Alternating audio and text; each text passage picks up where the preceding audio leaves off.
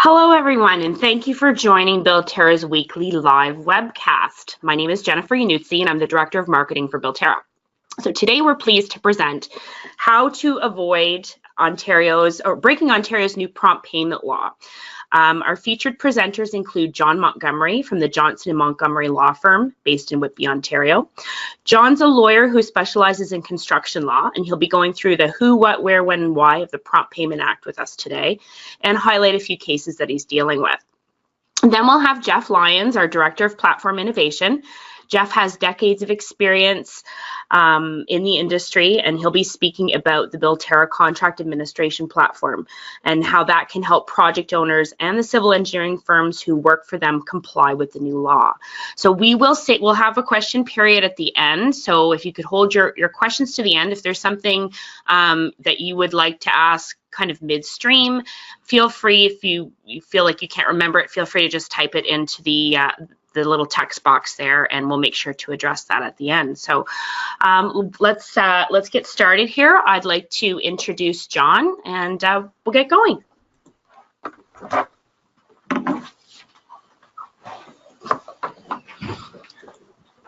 Thanks, Jen. Good morning, everybody. So the prompt payment provisions of the Construction Lien Act. Prompt payment in a construction project, strange concept in itself. This is part of a host of the amendments that have been made recently to the Construction Lien Act to modernize the statute and make it more realistic for today's projects.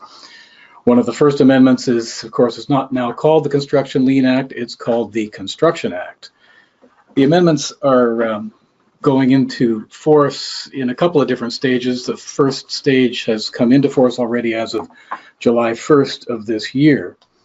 And while outside the scope of this talk, a couple of the amendments that have come in and are already in force deal with, for example, differences in the way holdbacks are now paid and the extension of time to preserve and perfect liens. And that seems important because everyone seems to rush to get things done and before they're ready. So now, instead of having to preserve a lien by registering a claim for lien within 45 days of your last supply or declaration of substantial completion, you now have 60 days to do that. And to perfect the lien by starting the lawsuit, you now, instead of having 45 days from the last day that the lien could have been preserved, you have 90 days. So it's a total of 150 days from substantial completion or last supply to the lawsuit. It gives people a little more time to get their ducks in a row and understand what the problems are. These as I said, came into force on July 1st, but they only apply to contracts that were in place as of July 1st, or after July 1st, I should say. And there's some nuances in how that's determined, which is outside of the scope, but we can deal with that maybe on another day. So the prompt payment provisions that we're here to talk about come into force on October 1st of next year. So we're about a year away, which is sounds like a lot of time, but it really isn't. So being in on this and talking about it now is putting you in a position where you can start getting ready in time. The prompt payment provisions of the statute are already in the Construction Act. If you look it up online, you'll see them there, but they're not in force yet. So why prompt payment? What is the problem? A lot of you probably already know, but I'll go through that anyway. Large infrastructure and construction projects have a lot of participants. There's first at the top, there's the owner, often a municipality or a large organization, and they're usually assisted by a consultant who performs construction or contract administration during the course of the project itself. Then there's a general contractor, and below that, subs, often dozens of subcontractors. And each one of the subs can have one or sometimes several subs and suppliers of its own. So as you know, or can see, the numbers grow as you go down the line, which is why it's sometimes referred to as a construction pyramid, because the owner is at the top, at the apex, and at the bottom you've got dozens and dozens of people, and they're all waiting for money to flow from the top down to the bottom, from the owner to the general, to the subs, to the suppliers, and so on. But often, unfortunately, it's not a flow of funds, but more like a trickle. There are a lot of reasons, of course, why payment can be delayed. The payer at any level can encounter legitimate, honest and legitimate reasons to question or withhold payment that they're being asked to make. Incomplete documentation from the person seeking payment, deficiencies in that person's work, concerns about the level or stage of completion that's been reached, or delays that have been caused by the work of the party looking for payment. All of these are very legitimate reasons to not just write a check when you receive an invoice. Multiply these by every level and every participant in every level and the chain, and it becomes an exponential problem, or an epidemic even, the way I see it. And these, of course, are just the legitimate reasons for payment delays. As we all experience, there are often other reasons which are less legitimate for payment delays. Being a lawyer, I rarely have people contacting me just to tell me, oh, things are going great. The construction project is working beautifully. I only hear about the problems. But, and it might give me a jaded view, but it also gives some insight. You know, in my practice, I run into these kinds of problems. One example I have is I have a client who's a first-level subcontractor on a large infrastructure project. It's a very large project involving public roadways. This section started in 2016, and there was a lot of work. My client was doing well, and the project was going fine. A year or so later, in mid-2017, the general starts to delay and hold payment of invoices. The reasons given, well, if any reasons were given at all, they were quite vague. My client tells me, the client says that they were in fact weeks and sometimes months ahead of the expected schedule because things were going very well. And the real reason for delay was that the funder didn't have the money in time, but this was not what was being discussed. And it's not a legitimate reason not to pay an invoice. So the client believes that they've submitted proper payment applications, completed the work shown, and provided all required backup according to the contract necessary to get payment. And yet no money flows. So this goes on for a couple of months, and we're talking about invoices over $1 million each. So as you can imagine, there are a lot of nervous subs and suppliers that the client has to deal with and owes money to. And these subs have no choice but to lien. As I said, there are short time frames. Currently, or they're being extended, but for all practical purposes, all contracts that are in place now and in process still have the shorter time frames to lien. You've got 45 days within which to register a lien, or you lose your rights. So the subs have to register the lien, or in this case, deliver the lien to a government ministry. Once the liens are delivered, hey, this gives the general contractor some kind of legitimate reason to hold payment, and payments continue to be delayed. The client hasn't had a payment since August of 2017, over a year ago. Now, a year later, here we are. We have a $10 million lien claim that we're dealing with on behalf of the client. A half a dozen subs liens for $3 or $4 million. Everything's at a standstill. And no one's getting paid except the lawyers, though I hesitate to say that that's a bad thing. It doesn't show very much in the way of efficiency for the construction process. I also see cases from the point of view of consultants who I represent as well. The consultants are performing contract admin on behalf of their owner client, and they're supposed to certify payment or draw applications. The contractor supplies incomplete documentation. What can we do? There's deficiencies. What are we supposed to do? Of course, we can't certify. And then the same cascade effect happens. The client, often a municipality or on a public project, is stuck with a stalled project, which is, a bad thing in its own. And then years of litigation costs and delays ahead. So these are just, illustrations of some of the problems that the prompt payment scheme is intended to address. And most of you listening probably are very familiar with events like this and the frustrations they cause. So the prompt payment provisions that will come into effect in a year have basically four main components. There's this concept of a proper invoice being required before payment. This is the invoice to be delivered by the contractor to the owner. There's the concept of mandatory and quite short deadlines within which to make payments. And we're talking, a couple of weeks. I'll get into that. There is an important concept, the requirement on the part of someone who doesn't want to make a payment because of a problem with the work of the person requesting payment, they have to submit a detailed notice of dispute within a short timeline, laying out the reasons why they're going to withhold payment. The short time frame for this detailed notice of dispute is the tricky part, as I see it, in the whole process, because there's so much to go in determining what's a legitimate request for payment and what's a legitimate request for withholding. And the fourth main component is a prompt adjudication process that is going to be put in place that is outside the court process, and I'll have something to say about that as well. So if we start with the owner and the contractor, the top level of the pyramid, it's the contractor who has to supply a proper invoice, and this is a defined term in the Construction Act. It essentially means a properly documented invoice.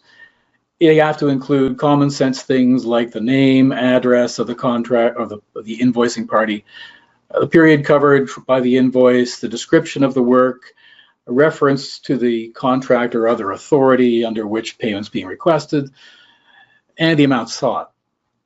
You'd think that these things would be ordinarily put in an invoice, but we've all experienced the fact that they aren't. So this is the first important point in this prompt payment regime.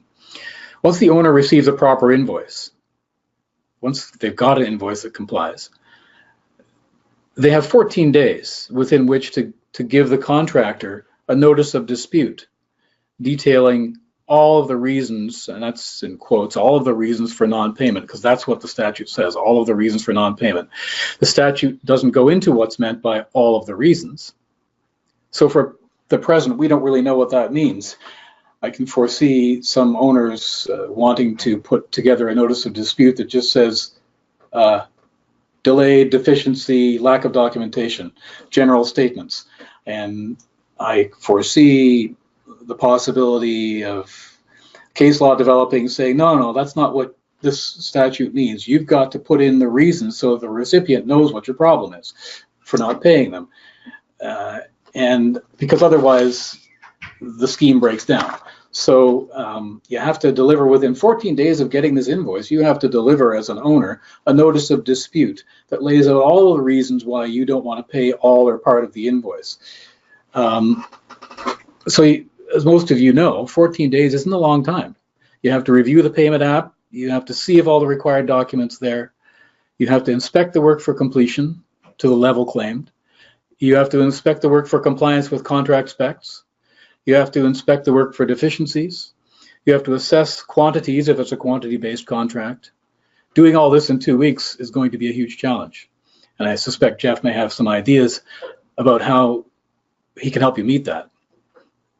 So another deadline, the owner has to pay the contractor. You have to pay all the amounts shown in the proper invoice within 28 days of receipt of the invoice. So you've got 2 weeks to do a notice of dispute and 4 weeks to pay. Now the payment is only with respect to amounts that you haven't disputed. So you do your notice of dispute in 14 days, and at the end of the next 2 weeks, you have to deliver payment of whatever you haven't disputed.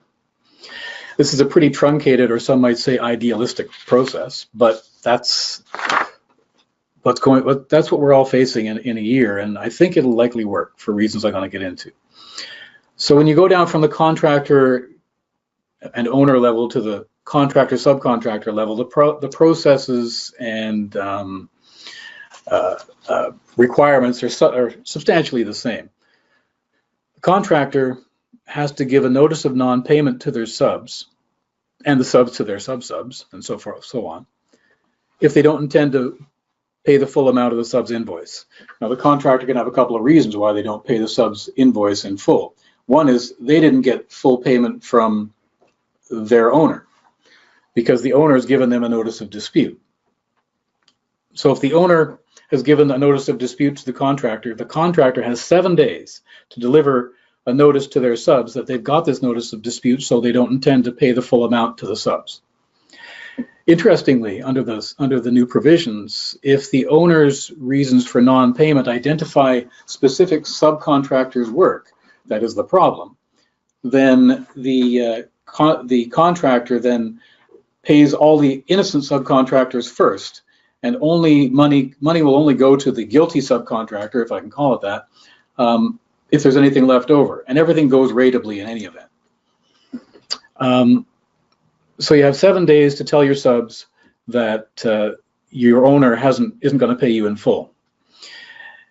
Then you also have a total of 35 days from the date that you gave your invoice to the owner to give a notice to your subs that you're not going to pay them because problems that you as the contractor have with their work. So the contractor's got two reasons why they might not pay a sub. One is because the owner's not paying them, and the other is because independently they have problems with the sub's work. The notice to the sub about problems with their work has to be within 35 days of having given your invoice to the owner. So there's a bunch of fairly short but confusing time frames, and I think they'll become more understandable as this gets into place. But right now they're new and it sounds confusing. And if you're not confused yet, congratulations. I will sort of summarize what I've said about that. For all people who are confused, including me. The owner pays the contractor within 28 days of receiving the invoice. The contractor pays the subs and their sub-subs within 7 days of receiving payment from the owner. So you get money from the owner, you have to pass it on within 7 days. If the owner has a problem with the work, they have 14 days to notify the contractor of non-payment and give all the details why they're not going to pay. The contractor has 7 days to notify the subs of the owner's non-payment and 35 days to notify the subs of reasons why the contractor is not going to pay the subs because the subs' work themselves is deficient. If the owner disputes payment, sends a notice of dispute, what does the contractor do? Well, under the new provisions, the contractor is required to refer it to mandatory adjudication. And they have a month, approximately, from receiving the owner's notice to refer it to mandatory adjudication. If the contractor doesn't pay a sub because of problems with the sub's work, the sub also has a defined period within which to refer that dispute to adjudication. So what's adjudication? This is a new process that's going to be put in place, and it will apply to contracts entered into after October 1st, 2019. The party who has not received payment from the person above them has the right or the obligation to refer it to mandatory adjudication. Claims that can be adjudicated include valuation of work and services and materials supplied, other monetary claims under the contract, and set-offs, deductions, and delay claims. So pretty much the whole ball of wax that would be within a dispute. Use of the dispute resolution method will be mandatory, and here's how it'll work. The party with the dispute, either the unpaid contractor or the unpaid subcontractor, will deliver a notice of adjudication to the party with whom they have the contract, the party who's not paying them. The notice will name a proposed adjudicator. The receiving party will have 2 days to determine if it agrees with the proposed adjudicator, and if there is no agreement, then the adjudicator will be appointed by someone called the authority, and I'll get to that in a moment. 5 days after the adjudicator is agreed or appointed, the referring party, that's the person who hasn't been paid, gives the adjudicator a copy of the adjudication notice, the contract, and all the documents they say are relevant. The adjudication is a written process. There's no dates for hearings or anything, and that's helpful because trying to get parties together for hearings, mediations, or anything delays things by months. So it's a written process. The adjudicator has wide powers to request further documents, to visit the site, to obtain assistance of engineers, accountants, contractors, actuaries, or other professionals or experts, whoever they believe they need to resolve the questions. The adjudicator is then required to issue a written decision, ideally within 30 days. The statute says they have to do it within 30 days, but they can delay it if they have to. So it's a fairly, again, prompt process, if I can call it that. You've got approximately a month to refer things to adjudication and approximately a month to get a decision from the adjudicator. And so even if those are idealistic, you're looking at maybe 3 or 4 months instead of 3 or 4 years. There are very limited appeal rights. An aggrieved party who doesn't like the adjudicator's decision can apply for judicial review to the divisional court, which is just below the Court of Appeal. But they have to get leave. The divisional court has to decide whether it's appropriate for them to even consider it. So there's very little appeal, practical appeal rights from an adjudicator's decision. It's an interesting thing the way that it all goes together, because the notice of dispute that has to be given by the contractor or by the owner to the contractor or by anyone who doesn't want to pay the person below them because of a problem with that person's work has to be detailed. So you've got the notice of dispute, you receive it, you know what the problems are. Then you, as the aggrieved party who hasn't been paid, you can refer it to adjudication, and you can give all of that detail to the adjudicator, plus what you think is relevant. So the adjudicator should have a decent package in his or her hands within a couple of weeks or a month, and then the adjudicator can make decisions. So who are the adjudicators? Well, we don't know yet. The Construction Act amendments that come into force in October next year create what's called a nominating authority, and this is an authority that will be created and appointed that itself will appoint and create a roster of adjudicators. There isn't a lot of detail in the statute itself about who the adjudicators are supposed to be. I suspect that construction professionals with years of experience may apply, and perhaps some legal professionals as well with experience in construction law. And there will be an assessment process, and these people will be appointed. So you get a roster of adjudicators, and this nominating authority is also the authority who will tell you who your adjudicator is going to be if you can't agree. Contracts can provide for their own adjudication system, so you're not wedded to this, but the statute says that if you do that, your adjudication system has to comply with all the requirements of what's set out in the statute. So it's got to be something that checks all those boxes. So we'll see how it goes into this adjudication system.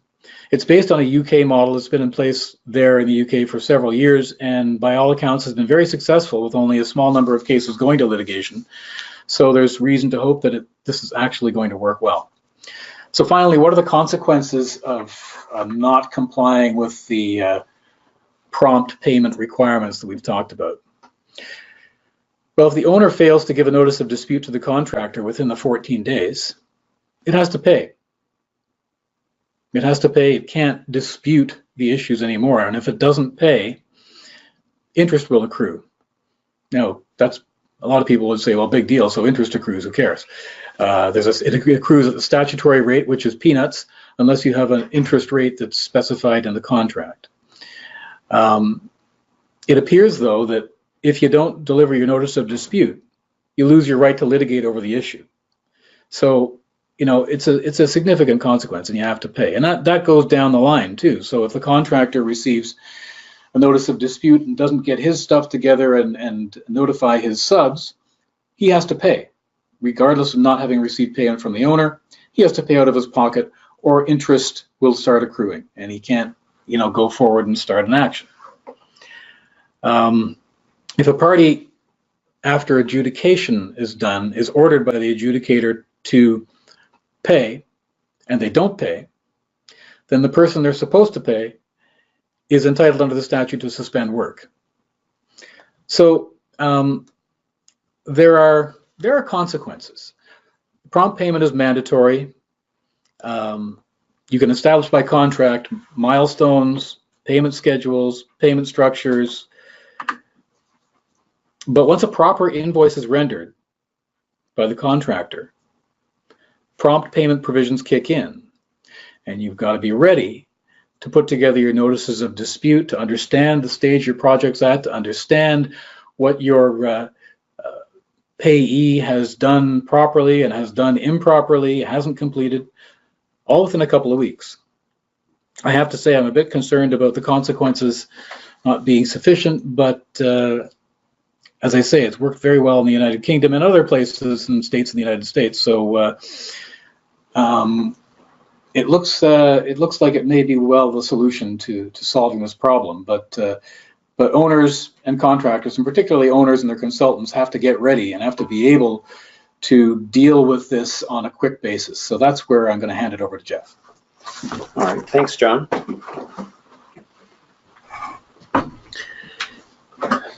Okay, so after all that said, what we wanted John to come in and talk about prompt payment, because what we're seeing out there is that Builterra, started off as a sort of a full scope contract administration product, but because we listen to our clients quite a bit on the technology and the workflow, we're seeing that it is actually a solution for this prompt payment problem. And it's coming that way just because that's what our customers are asking for. And so when we build the product, it's very, very useful for this concept of documentation during the month, payment approvals, tracking, and all these things. So Builterra is becoming really an owner's tool, or the contract administrator, the external consultant's tool of choice. So when we go to meetings and we talk about construction management, it's a different conversation when you're in an owner's boardroom versus a contractor. So the contractor is looking to track their own material and labor, equipment costs, markups, and all these, and supply costs. But an owner is looking at the actual awarded tender. They're looking at the quantities approved, the quantity pricing, change orders that are happening in the field. So Builterra, it really is an owner side tool. So that's the one thing that if you're working for the municipality or a consultant, comparing us to some of the construction management software out there is kind of a different animal compared to what we're doing, and you'll see that in a second. Builterra is dealing with data from design all the way through to progress payment. So that's the other thing, is we're not just talking about mobile apps and reporting. We're going right from the start, if you so choose. In other words, you can start in your design model and move data throughout the entire process. And I'm not going to go too technical on you, even though I have a bad habit of doing that. I am going to try and keep it high level. But the concept here is that we're moving data through the design, doing quantities and takeoffs and cost estimating with your own data.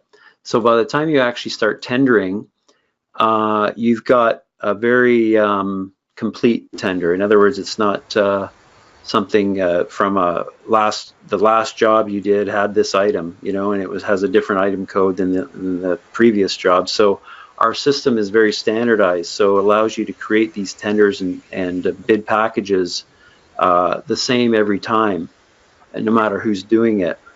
By the time you get to the field, Builterra does look a lot like a construction management software, where you're doing reporting and photos and data collection. But what those products don't have is the ability to tie back to the original awarded tender. So this is part of why we built Builterra, because we were tired of seeing spreadsheets used in this disconnected environment where designers and contract administrators weren't talking, and contract administrators and field inspectors and project managers were all using file-based systems. So when you talk about prompt payment, you really do need to have a streamlined system, and that's essentially what we built over the last few years. So this is the process. There's a lot of words there. You can refer to this webcast later if you want to read them. But essentially it describes this flow of data, and that's what we do here. We ensure that by the time you start and finish, the same data is used throughout, and it's used in a very streamlined way. So if you're collecting data throughout the month, specifically quantities and approved quantities, change orders, Builterra is a single database that the project managers can refer to for their payment progress certification.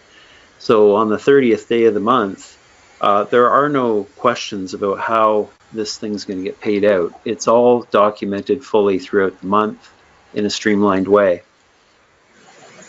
Okay, so we are going to be dealing with the technology just for a second. It is built on a mapping portal, and this is a 30-second video. So if you're interested, this is what your project managers will be seeing. It's a completely cloud-based, so it doesn't require any IT. There's no requirement of hardware for you. This is a laptop sitting in a truck if you want.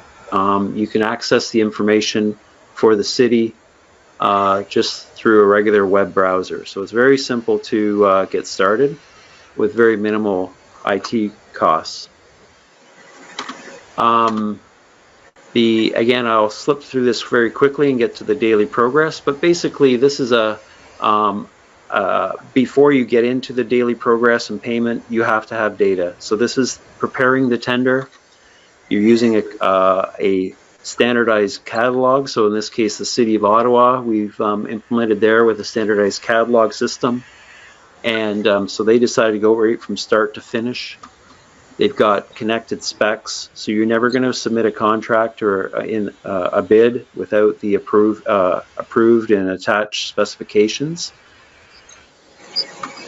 The detailed drawings also are in the bid package. So as you create this bid, the documentation is in order, so procurement isn't going to miss anything and isn't going to have to release addendums just based on missing specifications.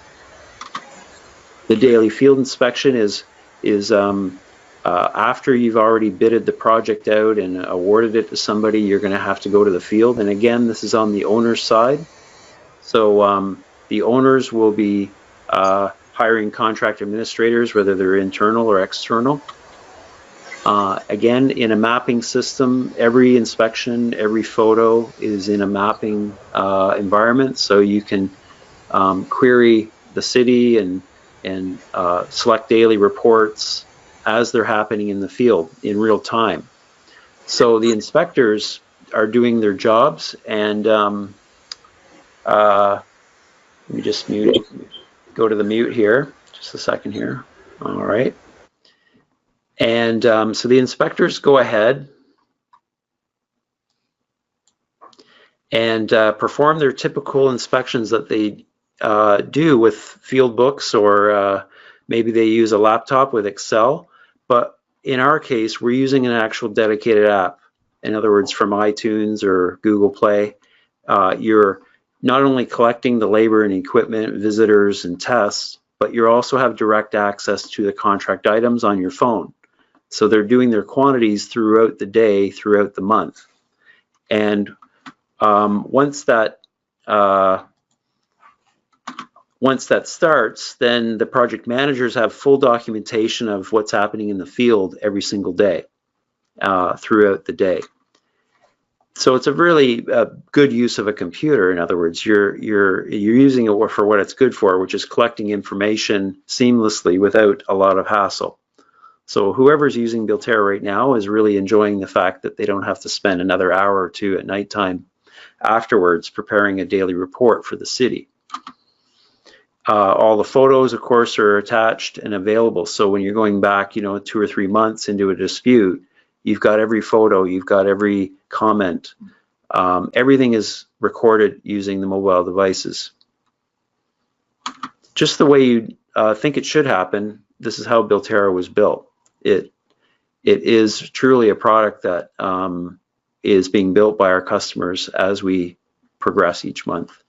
So the editing of the inspection is easy. You can do it in your car, you can do it in a coffee shop or back in the office. The production of a daily report, this is a custom daily report for the City of Toronto. This is what the City of Toronto requires. They've been using the same style report for many years, and we replicate it. So for whatever city you are or working for, we can replicate that report without trouble. In fact, it's what customers depend on us for, is to replicate existing reporting requirements. The metadata report means that weekly you can generate a report for quantities only. And in this case, you're using a variable for street name. So this is the kind of granular reporting that you're going to need when somebody has a dispute. You're going to be able to say on this date, on that street, these quantities were observed, and do they compare with the contractor? So when the contractor maybe isn't as organized as you, and he has a dispute, you've got everything you need to file within 14 days and say, no, those quantities aren't correct, and our guys have captured the correct quantities according to them, and we've got photos and notes to back it up, and there's no searching for it. You've got it all at your fingertips. And so when a contractor is working with you, you have an advantage of the documentation piece. If the contractor is involved in the approval process, which we're going to talk about, this means that they can actually approve the reports that the owner side is capturing. So this means that if you can get the external reviewer to say, you know something, those are the quantities we observed, and on a daily or weekly basis, then if they digitally sign off to that or use their finger on an iPad or something, they can certify that those were the quantities for that day. So when you produce a report like this, for say, for example, Toronto Water, at the very bottom of this, you'll see some approvals here. And those were digital approvals. That means it's a unique email and password. So part of the contractor approval means that during the week, they've approved that report, that Excel spreadsheet that gets automatically created. So at the end of the month, their payments are going to come through within, 7 days? In other words, there's no disputes at all. Their contractor, their inspector, is working with the owner side inspector. So it's much more likely that the approved payments will come quickly. So that's why some of the contractors we deal with, like Builterra, because they get paid faster. It's just the bottom line. This is what they'll see. In other words, they don't have to subscribe to us. They just get an email with a link to a page on the website. As long as they they use that email link, they can go ahead and approve the daily report. So it's not a lot of effort on their side to have a list of approvals to make for the week. And they've got full documentation of the owner side documents. So if you're doing photo reports and daily quantities, they have access to that every single day through this email notification system. Yeah, so that's what they'll do. They'll review it. If they don't approve it, if there's a problem, there's no decline button. They have to call the project manager. So they have to make a phone call and say, hey, I don't like the look of this quantity. And that all happens during the same time period. So they can do that while it's fresh in their memory. The progress payment, of course, is fully integrated. So it's not like you're downloading a spreadsheet and then having to retype it somewhere else. Builterra is a full payment certificate product as well. So you can, it tracks the all of the inspection data, the unit costs, and translates it to a burn rate on the project. So item to item, group by group, you'll have values at your fingertips as a project manager. So when you want to go ahead and create a progress certificate, as simple as putting in a date range and then querying the data, the inspection review status will show you who hasn't approved it or who has approved it. So you can be sure that at the end of the month that all the approvals were made, and then you can go with confidence, produce the payment certificate. All of the change orders are also happening here, so they'll be contemplated and approved through the payment certificate process. So right down to the individual items, you'll have the current period payment requirements. And of course, if they've been inspected and approved, then you can go ahead and download as simple as downloading the spreadsheet in the X button there, and then you'll get a nice payment certificate, or at least a payment details report. What you'll notice also is, and this was a key requirement from our customers, was they want to know, how do I know this is right? If you're in the office and you've got 10 inspectors out there, how can you be sure? So there's a details link on every single item in the contract. And when you click the details, it shows you, and we'll go through a video here in a second, a real short video. It'll actually show you who did the inspections and what the quantities were. And so when you produce the end of month payment certificate, everything's detailed, it's all automatic and generated, ready to go for approval. So you can compare that with what you receive from the contractor and then be sure that that's the right payment. So this video, I do like to show it because it shows you the ease in which the project manager can dig into a project and find out, about the inspection that was used in the payment, and actually go and edit it if they have the rights as a supervisor or a tender manager. So there's a real project from the city. 98 inspections were used for that September PC. So right at your fingertips, you've got access to every single payment certificate and every inspection that contributed to it. So it's a database in its purest form. In other words, it's querying data based on the input from the field. So when you collect details, you'll see right away who did the inspections for that one particular item, and then you have direct access back to the original inspection. And this could be months, it could be a year ago, and you'd have every single photo and inspection detail at your fingertips. And so this is the kind of organization that you're going to need when something like a prompt payment requirement comes into effect. I mean, just to do that with Excel and manual methods would be a full-time job for several people. Working with the bids and tenders product from eSolutions is our one of our value adds here. In other words, we're fully integrated with the procurement system at if you're the owner, you can interact with the bids and tenders product directly using Builterra. You can export the tenders directly to bids and tenders for procurement.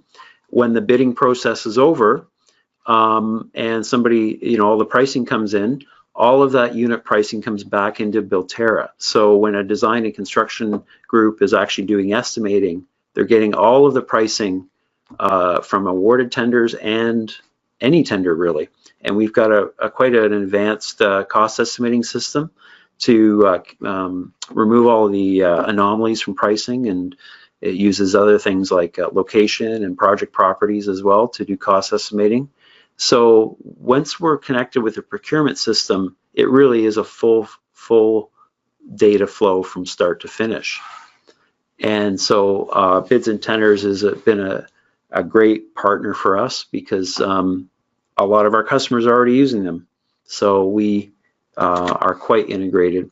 We do have a step-by-step workflow that I can go through. There is a video on the YouTube channel, but essentially all you need to know is that if you build your tenders with Builterra in the design and construction group, or if you have an external consultant building it for you, in other words, if you sub out all of your design, you can have them use Builterra and use your catalog, and then they'll build the tender exactly how you want to see it with all your items.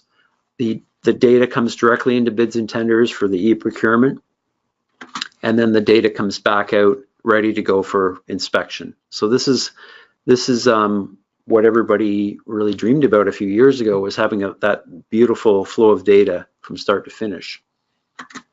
Reversing the schedule, basically Builterra takes some time to implement, especially if you're a public organization. You've got standards and processes in place right now. It could take, realistically, it would take a year. So that's why we want to do the webcast in October, because it's exactly 1 year from now.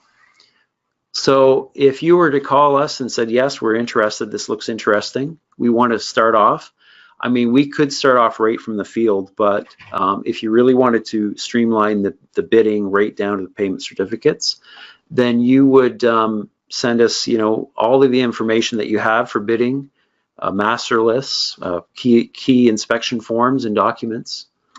We would standardize that and do it over the winter while people were able to see us, you know, especially the field guys.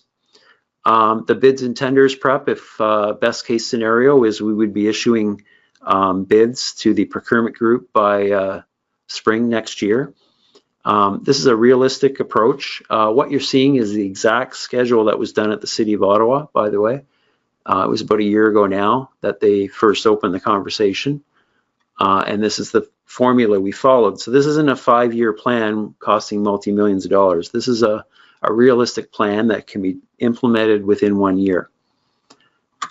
The field inspection piece, of course, we do that in the summer and work with your guys and make sure the daily reporting is all completed. And then obviously PCs could be done in the summer, but you'd want the entire process wrapped up a year from now. So that's the concept right there.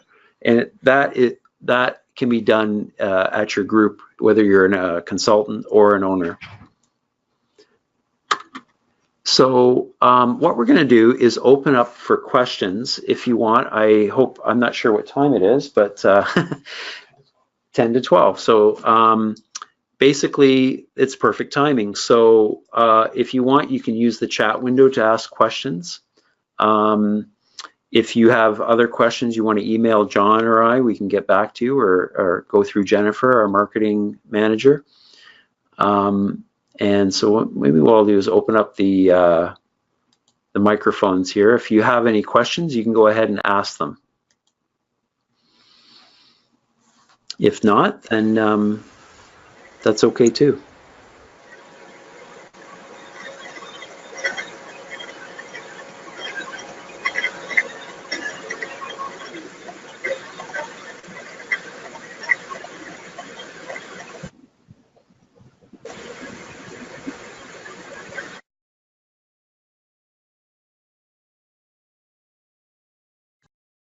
Okay, well, if there's no questions, then like I said, you can contact me directly or John, and we can answer your questions through email or give you a quick phone call. If you wanted to start the process, obviously we're here for you, and love to help you with this process over the next year.